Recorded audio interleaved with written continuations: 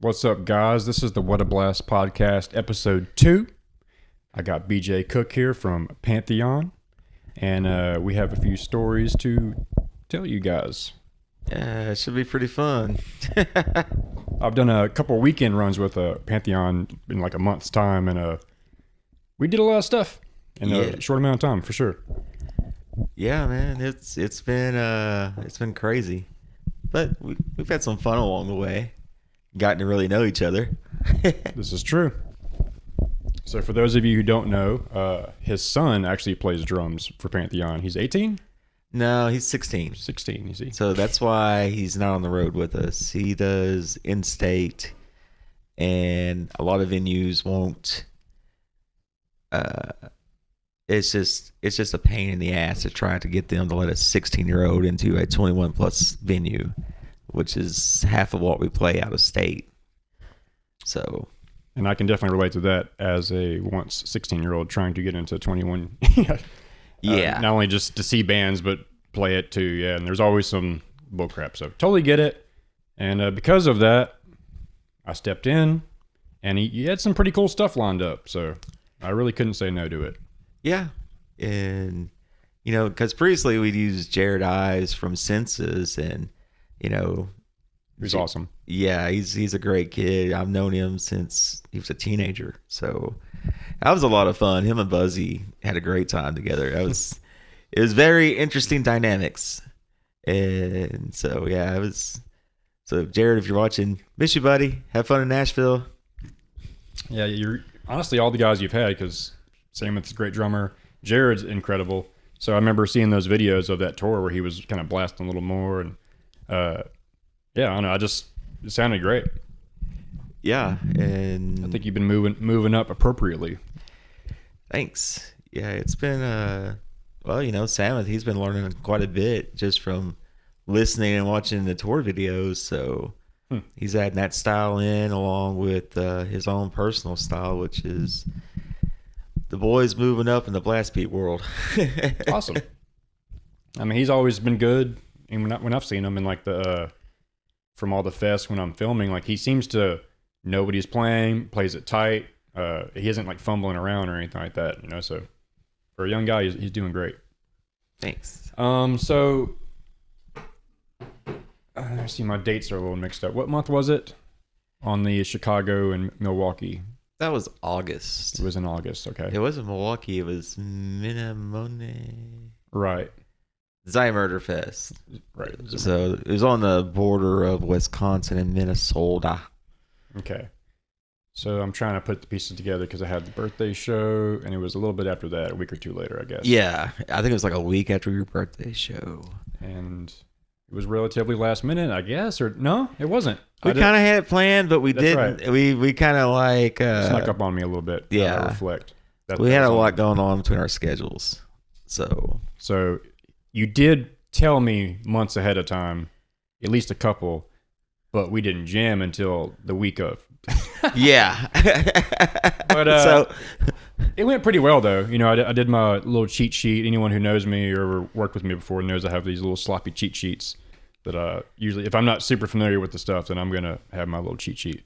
And see, that's what Jared did too. And so it worked out great. It's like, I ain't worried. He knows what he's doing. So yeah, let's go ahead and jump right into it. I guess we had a couple of jams. They went pretty well. Honestly, they went as good as they could have went. So we were going into it pretty comfortable. And the first show was Chicago, right? Yeah. And then so I show up like early, like 7 or whatever, and some van problems, right? Vehicle problems. Yeah, vehicle problems. So we ended up, we knew it had a backline provided for the festival, and the other bands we were playing with in Chicago were like, yeah, we can help you out and everything. And so we went bare minimal, like just our guitar heads. We went pretty punk rock with it. We all went in his car. And, and a Ford Escape. Had the coffin cases by my head. Just kind of pretty. We had to pull over every couple hours and just kind of stretch the hips and all that. But, we were packed in pretty tight. But yeah, it wasn't that bad though. So we did that, We finally head off after Baker shows up, however many hours later. I believe that was a factor. Yeah, that was factor number 2. So Baker time. So we head out to Chicago, and that's an 8-hour drive. About 8 hours. Okay. The way I drive, so. And it was a cool venue for sure. Yeah, I mean, we hooked up with Nest and to play that show, and I can't remember the opening band's name, but we ended up using the opening band's gear. So I should remember the name, but I think there's Exosphere, maybe something. I don't know, it's rattling in there somewhere. They were kind of interesting bands, psychedelic rock. I think they were tripping, possibly. I think someone said that. Yeah. I don't know. I was supposed to use his drums, but there was some miscommunication, so it's time for us to play, and he starts moving his drums, and I'm like, hey, so I'm using your shit, right? And he's like, oh, no, I told him it wasn't. And I'm like, fuck, so now I'm asking Nest. I'm this close to going like, I guess we're not fucking playing. Fuck it. Yeah. And we ended up twisting his arm. I'm like, I'll fucking pay you $20 to use your snare or whatever. Ended up being okay, I guess. But yeah, it definitely was annoying. Yeah. So maybe that's why I don't remember the band name. But you pulled it off. Yeah. I mean, it was pretty amazing. There's some videos I think of it. that's the fastest beats that drum kit of his has ever heard played on him. So Yeah. He said his snare was messed up. He like the throw of his snare. He was like, yeah, it falls. So I just taped it and like cranked it up. And there's videos of it. Pantheon, Chicago. Yeah. It was fine. It wasn't like the sickest crowd or anything. There were some people there. We met the Nest guys who were also playing as a Murder Fest the next day. So that was kind of cool. I got some of their merch and stuff that night. Great venue. What was it called though? Oh man. Fuck. Put me on the spot. I should have wrote it down. Yeah. Great venue. They had like a huge green room upstairs. Nice stage and everything. Yeah, and we didn't know there was a freight elevator until the end. Oh, we no. already loaded everything out downstairs. That's right. Like the crew was nice. So Chicago show was interesting. Not much is coming to mind except after the show. Yes, Okay. that's where the fun began. Oh fuck. Okay, we got plenty of time. So like, you know, we get out of there, we're hungry, and so did the customary White Castle trip, which It was not great. yeah, it was. I was not a fan of it, honestly. I Well, shoved it in, but not we were easily. hungry, so I mean, Yeah, the first one or two went down pretty easily, but yeah. After 6, you're about done. so I guess Yeah. I'll lead into the fun. Okay? Yeah, you go ahead with this one. So this could get awkward, and it'll be okay. So there was, we later found out there was not even a school. There was like the regional dance troupe, like Yeah, I guess, but it was black. It was like yeah, it was all inner city kids, and we roll up, and I check in, and of course I was tired and pretty high, and so we get out, and there's like all these people around, and it was like, what the hell is going on here? And then I realized I forgot I had managed to lost the key between check-in and stepping in the car, literally 20 feet away. that's right. I forgot about that. So I had to walk back up there to the desk, and by the time I come back, there had been a window busted out of the room. Okay. You do this. Yeah. So that's your point of view. So he wasn't even there. So I was there. So let me tell you that. All right. So we're unloading.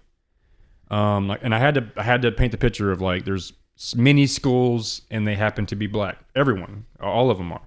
So we're loading in. This girl comes out. She sneaks out, and she's throwing her slipper up to bounce on the window to like, hey, let me in, because she got locked out. Yeah. And then she had another little friend come out too.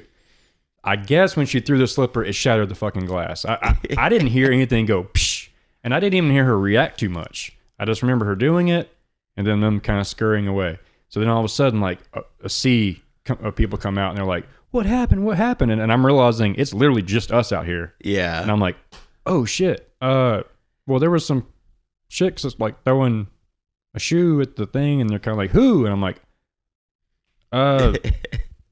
there's a couple ladies, like, I don't know.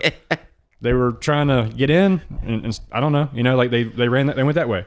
So we we get to White Castle, we get all our stuff, we go in, we're trying to ignore it, but like right across the hall, you can hear them screaming all night long. Oh, it was party time. It was for like a bunch of children with very few chaperones. So that's kind of what happened while he was gone. He comes back, we're hanging in the room. Then you go to smoke a cigarette, and you come back and you're like, hey, they're a counselor or the teacher or whoever's in charge is like, hey, she wants to talk to you. Yeah. And I'm like, fuck, dude. And she followed me up the stairs. We're talking like 2, 3 in the morning, I think. Yeah. It was like late. I'm exhausted. And I'm like, fuck, dude. I don't even know what to tell her. So I go out there and she's like, what do they look like? And I'm kind of like, and this is what we're always joking about. We're just like, it's like black hair.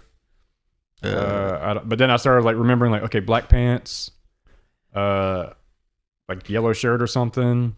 The other girl was shorter. And then I remember the slipper was white. I'm like, white shoes. So black pants, white shoes, tall. I started, and then as I'm doing this, I'm realizing I'm ratting out their friends. So like, all the kids are staring at me like, and I'm like, she's tall, black pants, white shoes, gold shirt or whatever, like, so then I was kind of like, damn, I should have just played dumb. Probably. I don't know. That's why Buzzy, like, that's why we left you down there. Buzzy's like, man, fuck this. We just went up to the room and left poor Eddie down there by himself. Oh, Lord. He was the hired gun, so, Yeah, it was fine. But yeah, it definitely was a bit awkward just with the way times have been. I'm just kind of like, But the greatest part was when I went downstairs to smoke a blunt. And a couple of those kids came up to me. That's where it is. Like, it's like, hey, yo, you got a light? And they were all smoking blunts. Everybody was down there smoking blunts. Even the chaperones were smoking blunts. So it was no big deal. Everybody ended up happy. So we got about 3 hours of sleep. Yeah, it was not the greatest motel experience. No, they got a 0-star review just because the noise. So that definitely was, when I think of Chicago and my last experience, that was it. Like that whole hotel experience, motel experience. Yeah. And then we went to McDonald's for breakfast. Oh, yeah. And that's where, the lady, because Buzzy was wearing all of his Spike apparel. Right. And she just came up and said, you are cool and the gang, baby. You're cool and the gang, baby. She's like some old black lady. Yeah, I mean, you can tell definitely, she used to party down at the clubs and dance, man. That was so pretty fucking hilarious, honestly. That made our morning. So we shoot to not Milwaukee, Yeah. For Zy-Murder-Fest. I never had to say this stuff out loud until now. So I feel like an asshole. But it's like Momona or something like that. God damn it. Yeah, it's like it's only like 20 minutes from the Minnesota border. But Zy-Murder-Fest, it's fucking sick. I think you said we got invited for next year? Yes. So yeah, we're going back. Great place for sure. So one memory that I have from this, and we also have to say, like, great backline. The best backline that we referenced. I mean, great drum cymbals, triggers. It was amazing. It was like the Sweetwater catalog of wet dreams. They had everything. They even had like an in-ear set up. So like they were encouraging everyone to just have like a little in-ear set up and stuff. But as soon as we show up, at least whenever I decided to walk in, this band's playing and this drummer is like really overheated and clearly like having trouble. I don't know if you caught this or not, because I don't know if I was by myself or not, but he finishes a song and like I'm standing over to the right and he gets up, runs to the trash can right next to me and barfs. And I'm just like, whoa. Then he's kind of like, all right, I'm good. Goes back and it wasn't even that hot though. But the whole time he's like he's just trying not to spew all over the fucking place. But that was like literally the first thing I saw. I showed up. I think they were a band from the Midwest, so like it was a little warmer up there for them. But to us, it was like, spring. I mean, I don't know if he was already sick or what was going on, but it was just, I mean, you couldn't have planned it any better. It was like as soon as I showed up and was checking the shit out, he spewed right there. Yeah. We had to take a small break for a second. And then back again, just like that. Yes. How did it happen so quickly? I don't know. So we were talking about the puker. Okay. So we show up to Zy Murder Fest in not Milwaukee, but close. And it's a beautiful brewery right off the lake, or like a whatever, some water. It's like a historic area, and it's nice. You almost don't want to go home. Yeah, it was very beautiful, very awesome. So yeah, that was my experience. At least the first thing. But they had Murder Machine Clothing was there. Yeah, and they were at Arkansas Death Fest. They were like representing the Heathen House shirts and stuff, which is very awesome. Yep. And they've been doing a great job of like helping promote the Heathen House too. Let's talk about that real quick. Yeah. So me and BJ are basically, under Heath in the Heathen House. Like there's a kind of a pretty big crew, and everyone kind of does their own job. But me and BJ backline the gear. We do all the stagehand stuff. Yeah, stage managing and picking them up for airports. We're doing a lot of the hospitality. Just take care of the VIPs basically. And it's been a hell of an experience this last year, man. Oh yeah, Heathen House has been growing. I'm so proud of that motherfucker, dude. And every time I see him, which is he lives like 2 hours away, so I don't see him like every fucking day. But every time I see him or go to his property, there's like more stuff built, more. Oh, ideas, there's more going on. We are building the stage now outdoors. It's gonna be in front of the VIP treehouse like we had planned. Okay. And so that will be ready for Arkansas Death Fest in May of next year. Okay, that's what he was saying. Yes.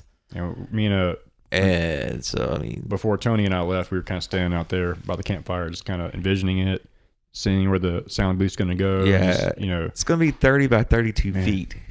Oh wow, it's going to be a stage. Holy shit. Yeah, because to get the bigger acts in, they True. need the proper stage set up. True. And also probably going to venture off into some other type events, and to help maintain the property and bring income in. Right. So, I've been big on that. I say we do like a wrestling event. I think that'd be fucking cool. Oh yeah. I know a couple people now that are involved in that. There's like at Vino's is always doing actually I know a handful. There's a couple or like a few wrestling organizations doing their fucking thing. Oh yeah. So they're doing like wrestling with music too, like having bands. And that's what. Yeah, I would love that shit. Yeah, that'd be awesome. And there's all kinds of things you can do, like weddings out there. It's real beautiful. True. Yep. And so it's a great place. Hell yeah. All right, I just wanted to mention that because Heathen House is always growing. He sent me a message, maybe you too, of potentially the latest headlining band for Arkansas. I'll have to tell you after we're not on the air. Yeah. But pretty fucking cool. And yeah. It's pretty much booked all the way up. And that's the one in May. Yeah, we're pretty much booked for May and almost booked for Field of the Dead in October next year. Right. And so I'm sure any of us can book, but it's well, running he's through him. partaking, and I know Amber Kruger's been also helping out, reaching out to bands. Okay. And I've noticed her promoting a lot too, for sure. Yeah, her and Leo, they've been really good help up there. Yeah, the whole crew. Oh yeah, both Erics really do a lot. Joe Bood, my man, the man with the mullet. So there's Joe Dirt.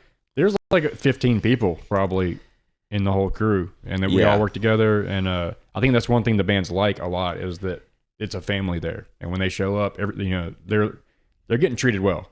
Yeah, you're pretty much going to see the same crew there, and you're going to get taken care of. Trust me. Incantation was the newest level as far as like that was insane. He spent a lot of money catering to like their food and stuff. They had their own house. We had to backline the gear like a few days early.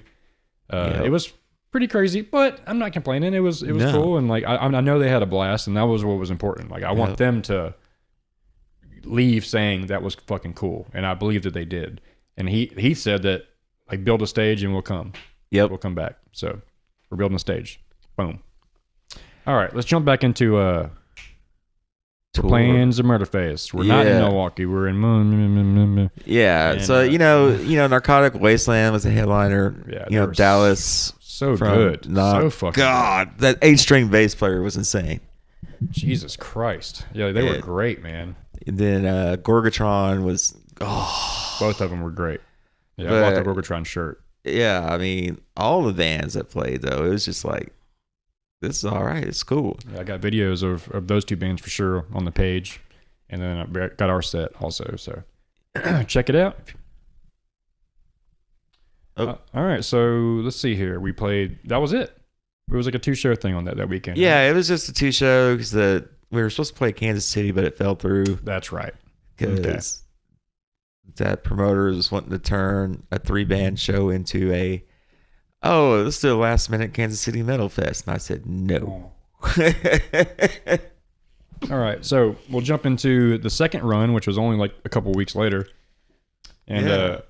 Well, don't forget, we got sized up by the Canadians. Okay, yeah. Remember That was that run. That's right. Those Casey's fucking convenience stores up north, man, Midwest. Oh my Fucking God. killer, dude.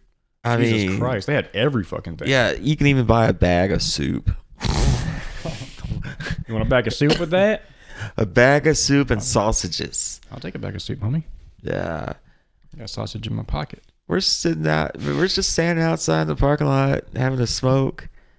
This car pulls up. These I don't know how you describe.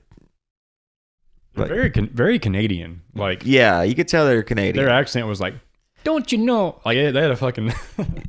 Yeah, Like, you know, we were they're by like- the border, clearly. yeah, we were only like 45 minutes away from Canada, so we could have fled the country. You know, when I was with Incinerate from Minnesota, he would always make fun of, because we had 2 Canadian members. Yeah. One dude didn't sound Canadian at all.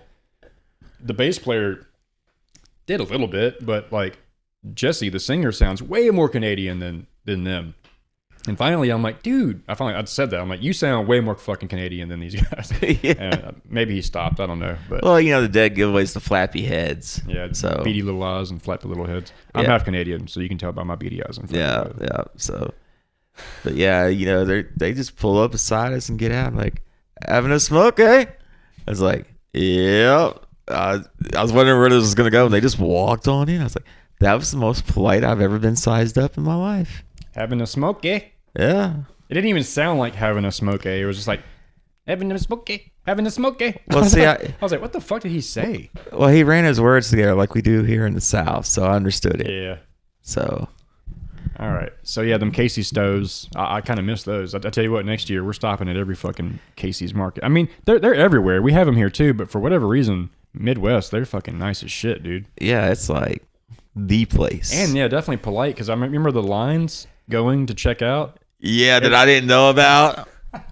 Everyone's just, it's almost like the bank. Everyone's a single file and just waiting. So I grab my shit and I go up to the counter and they're like, "There's a line over here, eh?" And I'm like, "I don't know. I'm from Arkansas. Prison rules." Yeah. Oh shit. All right. So, yeah. The next run was originally New Orleans, Nolans, Tampa, Florida, Tampa Death Fest at the legendary Brass Mug, and then the legendary Brass Mug. Okay, say that 3 times quickly. And then we rolled back for a private party. It wasn't originally a private party. It pretty much turned into what? It was a No, no, house show. What was the Kansas City, right? Or some shit? Something fell through. And then I made a post, and then Brandon Ringo tagged. Yeah, but we Oh, weren't boy. going to drive from New Orleans. We weren't going to drive from Florida to Kansas City. We're going to Columbia, Mississippi. It was still Columbia? No, it was supposed to be That's what I'm saying. What was it originally? Hattiesburg. Hattiesburg. That's right. Okay, Yeah. okay. So that falls through. Then Columbia comes through. So, and then I ended up booking Shreveport like 2 weeks. So it ended up being a decent little run.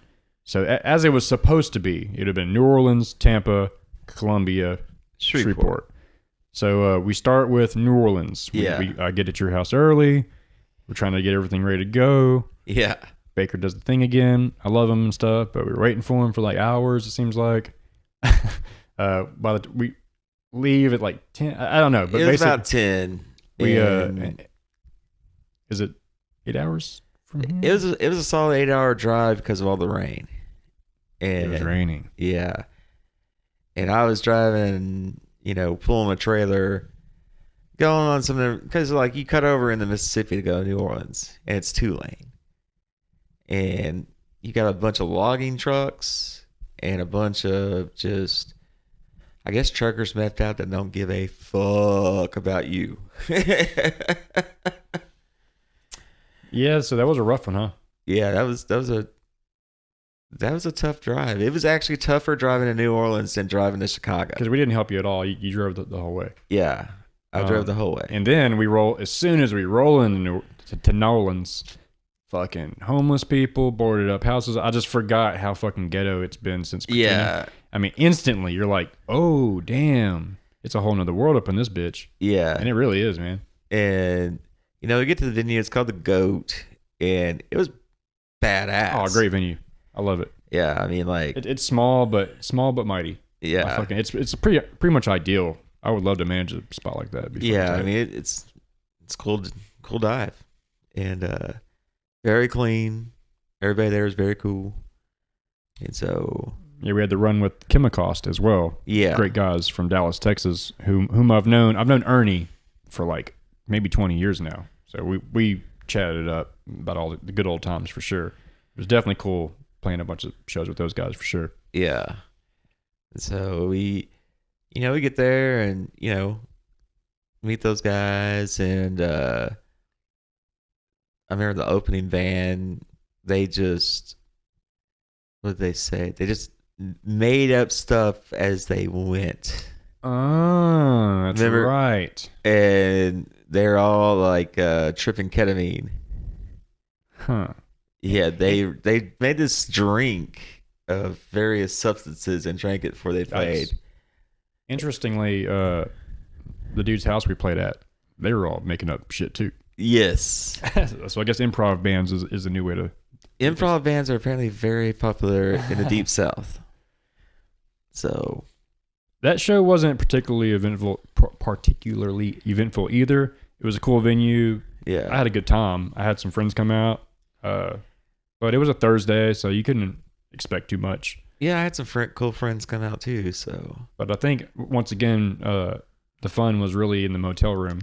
Yes, the $7 motel room. Yeah, it had a gate though. It was in the ghetto, boy. And I've always lived in the ghettos and been in the ghettos, but this is one of them. This is a legit ghetto. Prostitutes. Oh yeah, the prostitutes by the little like bodega type store. Yeah, we had to walk to the convenience store for coffee and stuff, and they were just always right. Like the second time back, I looked at one of them. I just looked over, and they were looking at me. Yeah, and I looked back, and they were looking at me again. I'm like, okay, I better not look that third time. And I said something to him like, hey, I wouldn't look over at the prostitutes. And I looked, and she goes, hey, baby. I was like, oh, no, they not contact. These are busted-ass prostitutes, man. Oh, God. But they seemed nice. You know? Yeah, they're nice. Drug dealer was nice. So let me alone. Right? I don't know. Anyway, good stuff. And then I got to, most people don't know. They know that I'm a musician, right? But they don't know that I'm a magician as well. That's right. I'm a fan of magic. And I got a few tricks up my sleeve. And BJ found that out. Yes, I did. Firsthand. Well, I was pretty high, so I mean. So I like. Should you tell him or me? You go for it. Okay, so I'm gonna tell you from his point of view first. Yeah. Okay. So he's on the bed. I say, hey man, I'm gonna show you this magic trick. I pull out the chair because there's like this little cubby with a chair in it. So I pull the chair out, and so I go, all right. So this is clearly wood, right? Knock, knock, knock, knock, knock, knock, knock, knock, knock, knock, knock, knock. Right? Yep. And I go, check it out. through the chair. And he's like, what the fuck? I was so high. I was like, what? So here's the trick. The chair has a hole in the center. So when I pulled the chair out, I made sure to have it at an angle where he couldn't see the hole. And then I just did that. But the look on your face that you thought it actually, that like I was like, what? You're like, oh. Dude, I was so excited that it worked. It worked out perfectly. Yes. So that was fucking amazing. Yeah, that was. I wish I would have. Maybe you would have figured it out. You just looked at it and you're like, there's a hole in the fucking chair. It'd been cool if I could have just kept it going. You're like, dude, I don't know. He's got powers. I don't know. All right. I would have figured it out eventually. So honestly, New Orleans, that, and then the prostitutes was pretty memorable. Yeah. So here's the thing. Now we got to play Tampa. So I was backlining my drums for the New Orleans show. We didn't get back to the room until 2 a.m. And we're supposed to leave at 5 a.m. to get to Tampa for our 6 o'clock slot. And we're busted tired, dude. We were fucking so tired. And I remember BJ saying, like, maybe I should call the fucking. I'm like, huh? And he's like, I don't know. Yeah. So fast forward 2.5, 3 hours, and alarm's going off, and we're like, nobody woke up. Man, all right. And I kind of like stretched it for like another hour, and at that point it's already too late. So like we were literally gonna have to drive 11 fucking hours to play 6, and then not even enjoy the show. Drive fucking back. Yeah. To play this dude's house show for like 10, 15 people. And instead, we just stayed there, hung out in New Orleans for a day, went and saw Francis, my homie's shop, just kind of rolled through the French Quarter and all that. It was fucking sweet. Yeah. Stay at the room another day. Yeah. It ended up being way more convenient. And then the drive was like 4 hours instead of fucking 11. No, it was 13. only 2 hours. 2 hours to from there. Columbia, Okay. Mississippi. That's right. 4 from there to Shreveport. Yeah. So 2-hour drive, piece of cake. We actually showed up way too fucking early. I forgot to even write the fucking guy, say we're on our way. So we just show up. It's like 1, 2. I'm like, hey man, we're rolling in. He's like, oh damn, okay. So we're just literally taking naps on his yard and shit. We just parked under a tree and just played on our phones and wasted time for fucking a good while. Yeah, it was nice. Hey, we're done. See. Moving on. Yeah. So we're day off in New Orleans. Went and saw some friends. Took a really just a good, needed, chill day. Saw a homeless guy's dick.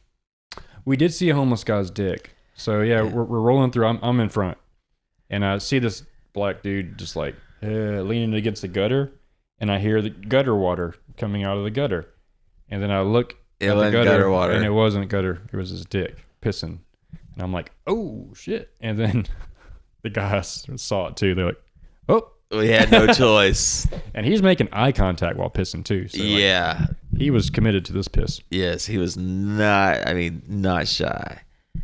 He was pushing piss with precision out of his pee hole. Proudly. All right. So yeah, New Orleans was cool.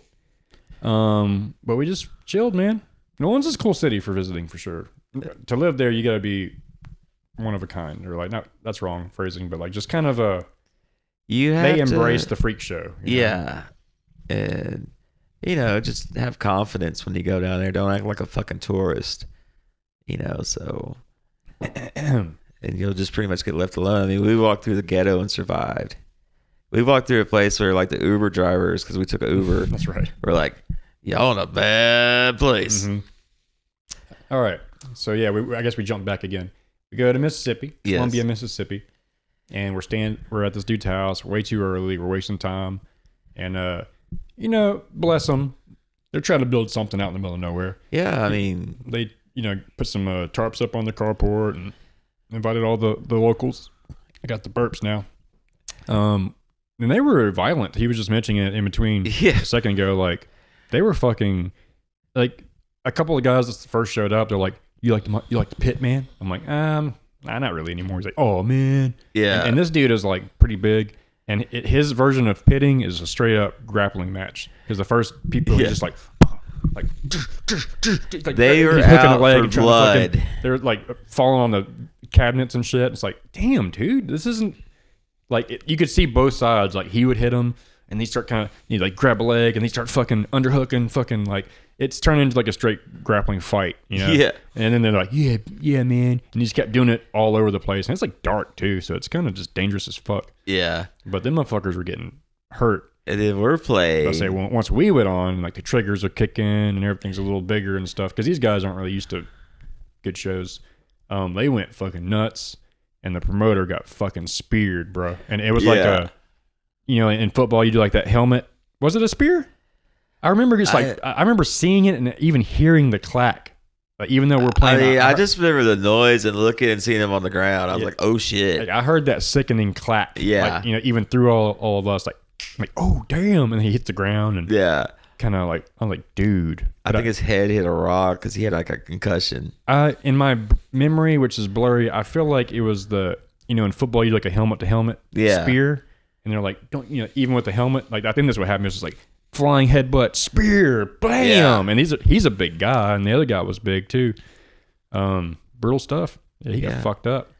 Yeah. I was like, oh shit, man, make sure you get paid. Because he's not gonna, he's not gonna remember. He doesn't know where he's at right now. No, he's you cool. guaranteed us $5,000, buddy. I'm kidding. So yeah, he just was chilling in the room. I went and talked to him. He wasn't like dead or anything, but he got rattled for sure. Yeah, he stayed awake that night. So those guys, his name's Brandon. Those guys go hard, and he's a cool guy. Good time over there. But if it would have been us just going from Tampa, like, it'd have been like so stressful, and instead it ended up being a lot easier. Yeah. So that wraps up, and now we're just going to Shreveport, which ended up being like the whole reason I even tried to do it is because of my daughter's birthday. Mm-hmm. I was like, man, if I could do like an all ages show, that'd be sick, which ended up not happening. But my buddy Trey Carter at Strange Brew, which is like the greatest bar in Shreveport, that's my go-to. That place was awesome. He jumped right on it, and I'm like, you know what? If Trey's good with us playing, then that's where we're gonna play. It's a nice place, and all the support for him in that place. So that show went great. Since I've booked shows for like 15 years in Shreveport, if not longer, and now that I'm gone, it's more of an event, because I only have like 1 or 2 shows there a year. I'm gonna try to do some more, but a lot of people didn't come out, but a lot of people did. And the sound was incredible. There's videos of it too. That drum cam that I posted was pretty fucking funny. Yes. So yeah, great sound, great crew there, great time, good friends. It was definitely a good closing. Yeah. And then we got to go see my daughter. And then before we rolled out, and it was classic. Yeah, it was a good time. Anything you want to add? I think that's. I guess we had Fiddle of the Dead, but we touched on that. Yeah, I mean, Heathen House fucking killed Fiddle of the Dead this year. Incantation headline, second day, Flesh Hoarder on the first day. Yes. Lots of footage on that on the page too, if you want to check that out. It was great. It gets bigger every year, and like he mentioned earlier, the stage is being built now. So by May, we're gonna have a stage. It's pretty much already booked up, so we should have posters actually printed out here in a couple months. I would say. Yeah, we're gonna give some people and get on the promotion game early. Yeah. And of course, there's still, the campsites, and we encourage people to come stay, especially if you're gonna be, partying real hard. We don't want you out there on those country roads. If you go to Heathen House, just plan on camping. I mean, there's just a million places to camp. Yeah. That's what everyone is doing. That's part of the experience, is the wilderness, campsites, being in a comfortable place. Heath knows all the cops. The coroner's part of the crew. Yeah.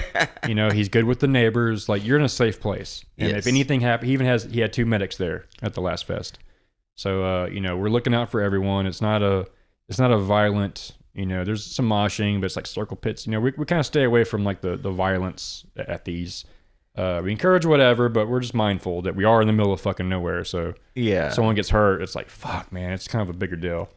But it's always growing, like I said earlier, and I'm just really proud to be a part of the Heathen House. Yeah, it's definitely a cool place to be, and just come and have fun. So yeah, I think that's gonna wrap it up, eh? Yeah. I'll do it, eh? Man, BJ, you were one of the first people to reach out to me when I first moved here, and I remember going to one of my first Vino show. I just went by myself, and you said, "What's up?" I didn't know there was a patio. You brought me to the patio. You introduced me to everybody. You really made me feel like part of the crew and stuff, and it did mean a lot, and I appreciate it. I know. You've always been a good dude, and I've seen you working hard with the Heathen House, and I've enjoyed getting to know you better, man. It's been cool. But yeah, man, and same with you. It's like, what's crazy is I've forgotten that we played with Vital Remains at Downtown back in the day when I was in Epic of Unlight. Okay. And you played that show. Yeah, I remember we probably had a conversation. Yeah, but I'm remembering again. I mean, I remember that show, but I forgot that you were there because I remember Tino. Yeah. I'll talk to him about it or something. I don't know. It's in there somewhere. Yeah, I don't remember it at all. Yeah, I do. We almost didn't play that because Tony's real, like, he'll show up and like red flags. It was like, but there was like no posters and like no one was kind of there. And we're like, I don't know. One memory I have too, it's kind of nothing really too great to mention, but the only endorsement sponsor I've ever fucking had was Stick Grips. And they're an amazing company. They have these rubber stick grips that you slide on the stick, and they have little rings. You take a hairdryer, and they shrink, and you put them around the fulcrum point, and they're amazing. Oh, yeah. And he sent me some free shit. And that was like, I'm like, does anybody have a hairdryer so I can fucking do it? And I was like, oh, these are fucking sick as fuck. So I kind of have a memory of like showing up to Downtown Music early, fucking with that, being like, cool, man, someone finally believes in me. And all these other companies don't fucking believe in me. So fucking, Yeah, it's like the only endorsement I have good is enough. Black Harbor Strings. It's hard to get that shit, dude. It is. They want records, and I never was like a shit, recording guy. I was the live guy. People record and then they can't play the shit, and they're like, hey, hire this dude. Or like drum machine bands would hire me and stuff.